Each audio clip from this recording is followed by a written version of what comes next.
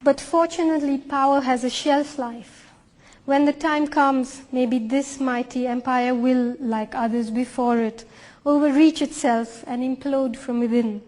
It looks as though structural cracks have already appeared. As the war against terror casts its net wider and wider, America's corporate heart is hemorrhaging. Close to 1 year after the war against terror was officially flagged off in the ruins of Afghanistan, in country after country, freedoms are being curtailed in the name of protecting freedom. Civil liberties are being suspended in the name of protecting democracy. All kinds of dissent is being defined as terrorism. All kinds of laws are being passed to deal with it.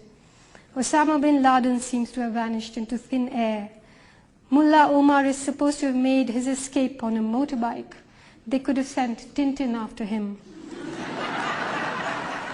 The Taliban may have disappeared, but their spirit and their system of summary justice is surfacing in the unlikeliest of places, in India, in Pakistan, in Nigeria, in America, in all the Central Asian republics run by all manner of despots, and of course in Afghanistan under the US-backed Northern Alliance. Meanwhile, down at the mall there's a mid-season sale.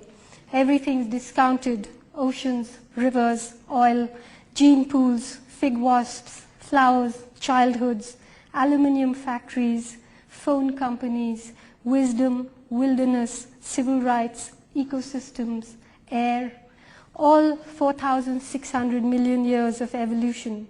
It's packed, sealed, tagged, valued, and available off the rack. No returns. As for justice, I'm told it's on offer too. You can get the best that money can buy. Donald Rumsfeld said that his mission in the war against terror was to persuade the world that Americans must be allowed to continue their way of life. When the maddened king stamps his foot, slaves tremble in their quarters. So standing here today, it's hard for me to say this, but the American way of life is simply not sustainable because it doesn't acknowledge that there is a world beyond America.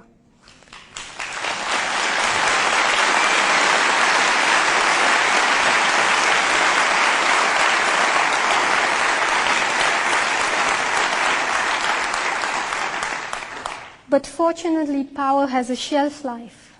When the time comes, maybe this mighty empire will, like others before it, overreach itself and implode from within. It looks as though structural cracks have already appeared. As the war against terror casts its net wider and wider, America's corporate heart is hemorrhaging.